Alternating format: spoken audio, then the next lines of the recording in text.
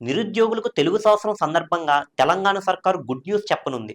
ఉగాది పండుగ తర్వాత రాష్ట్రంలో మరో 55,418 ఉద్యోగాలను భర్తీ చేసేందుకు సర్కార్ ప్లాన్ చేస్తుంది. కాంగ్రెస్ ప్రభుత్వం అధికారంలోకి వచ్చిన తర్వాత 2023 డిసెంబర్ నుంచి ఇప్పటి వరకు వివిధ శాఖల్లో 58,868 పోస్టులను భర్తీ చేసింది. అయితే గత కొన్నేళ్లుగా ఎదురు చూస్తున్న కారుణ్య నియామకాలను రాబోయే నోటిఫికేషన్లో భర్తీ చేసేందుకు ప్రణాళిక సిద్ధం చేస్తుంది.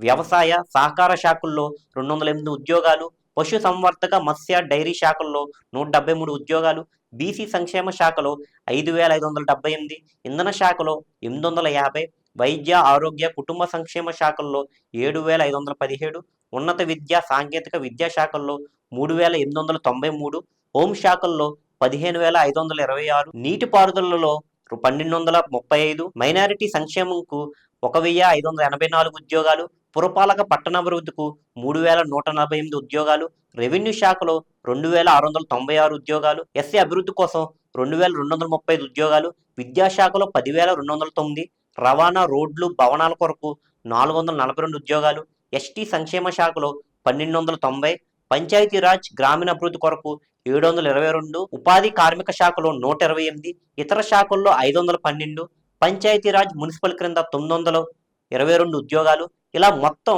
58,868 ఉద్యోగాలు భర్తీ చేయనున్నారు. కాంగ్రెస్ ప్రభుత్వం 15 నెలల కాలంలో 61,579 పోస్టులను భర్తీ చేసినట్లు ప్రజలకు చూపించాలని భావిస్తుంది.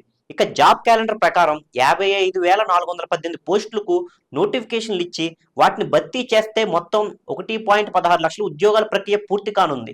ఇక అంగన్వాడీ 14,236 పోస్టుల భర్తీకి సంబంధించిన ఫైలుపై ఆ శాఖ మంత్రి సీతక్క ఇప్పటికే సంతకం చేశారు. దీంతో ఆయా పోస్టుల భర్తీకి నోటిఫికేషన్ పక్కాగా రానున్నాయి. అలాగే గ్రామ పరిపాలన అధికారి పేరుతో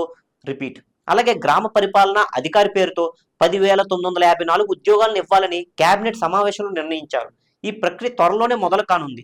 ఇప్పటికే వీఆర్ఓలుగా పనిచేసే ప్రస్తుత వివిధ శాఖల్లో విధులు నిర్వహిస్తున్న 6,000 మందిని జీపీఓలుగా నియమించాలని ప్రభుత్వం యోచిస్తుంది. ఇక skill university, handloom and textile ఇన్స్టిట్యూట్లలో అవసరమైన పోస్టులను భర్తీ చేయనున్నారు.